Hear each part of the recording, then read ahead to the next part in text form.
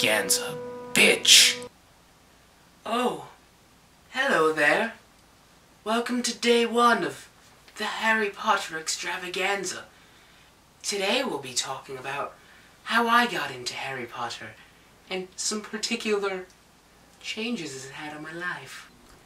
Now, Harry Potter has been something that's been in my life for over 10 years now. I can remember about the time I was 2 or 3, very, minimally, mind you, but I can remember my mother reading the books to me. I remember Chamber of Secrets slightly. I remember running around on like a little broomstick throughout my kitchen going like, oh, I'm Harry Potter, because I seriously thought I was. It was not good. It's been almost an emotional experience going through all these books, It took me a while to really kind of entirely grasp the series just from a reading perspective because, I was really young when it started. I kind of got the gist of it, It was more from the visceral sense of what I enjoyed about it, once the movies came out, which definitely, invigorated me to go back and, actually pay attention to details in the book, and really read through them.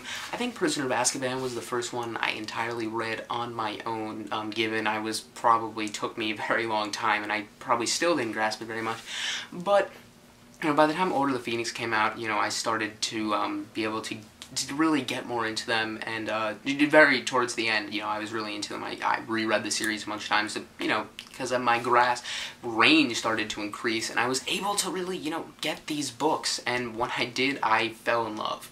It was something that, everybody kind of has some. If you have siblings, that you're often influenced by them, and Harry Potter was really big, when they were. Ready? I'm going. I was in the middle. Whatever. Fuck you, do this yourself. You don't need me, alright? Whatever. I'm sorry. You need me?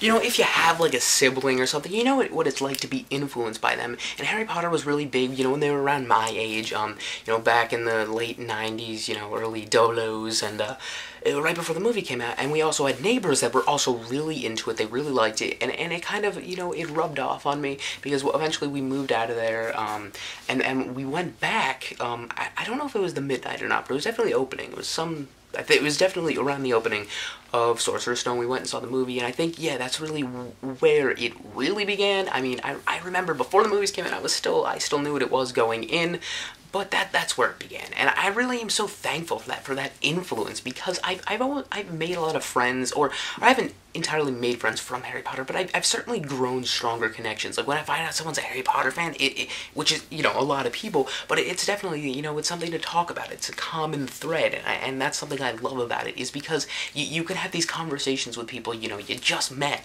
about Harry Potter, because there's so much to talk about, and as the series grows, almost the connections with these people grow, there's so many reasons why I love just the experience of Harry Potter aside from the actual stories.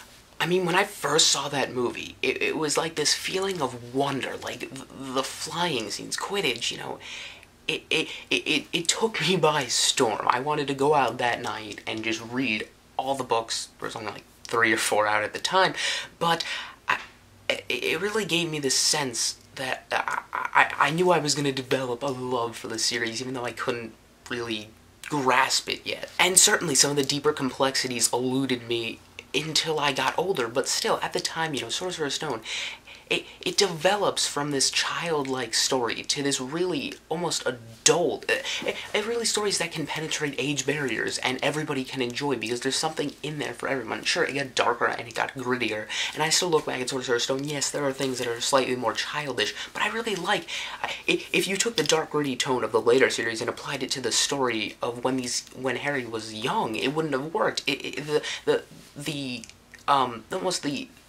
The intensity and the complexity of Harry's story kind of has to revolve around how old he is and grow, or else it would have seemed out of place. So I do like how it gradually does get darker, and very rightfully so, because it's done smoothly, it's done with justice, to the source material, throughout the books. Even, Alfonso, I can't remember his last name, with Prisoner of Azkaban, changing, the title cards from gold to silver, that was a change. It was symbolistic.